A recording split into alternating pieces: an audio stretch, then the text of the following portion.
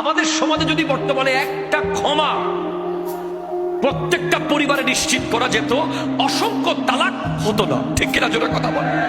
অসংখ্য ডিভোর্স হতো না।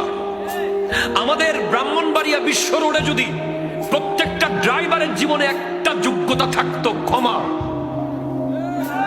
ঠিক কিনা জোরে বলেন না, তাহলে কোটি কোটি গুনাহ থেকে তাদের জবান বেঁচে যেত। আপনি দেখেন, একটা গাড়ি একটু ভুলে তার আগে চলে গেছে বা লেগে গেছে বা তাকে একটু ক্রস করেছে, সাথে সাথে মুখ দিয়ে স্ল্যাং গালি বের হয়ে গেল।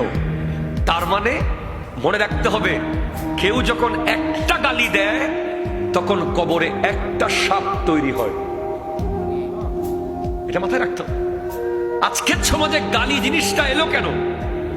আপনি যদি গবেষণা করেন গালি কিভাবে এলো, গালি কোত্থেকে এলো, গালি কেন সৃষ্টি হলো, উত্তর আসবে ক্ষমা যেদিন বিদায় হয়েছে গালি সেদিন এসে গেছে। ঠিক কিনা বলেন? যদি ক্ষমা থাকতো, হ্যাঁ ভাই ঠিক আছে, আচ্ছা যান ভাই যান, যা হয়েছে হয়েছে। আপনি গাড়িতে বলেন, অফিসে বলেন, রাস্তায় বলেন, সমাজে বলেন, পরিবারে বলেন, জীবনে বলেন, দেশে বলেন, গোটা বাংলাদেশের প্রত্যেকটা সেক্টরে যদি একটা জিনিস ক্ষমা নিশ্চিত করা যায়, দেশ 25% শান্ত হয়ে যাবে।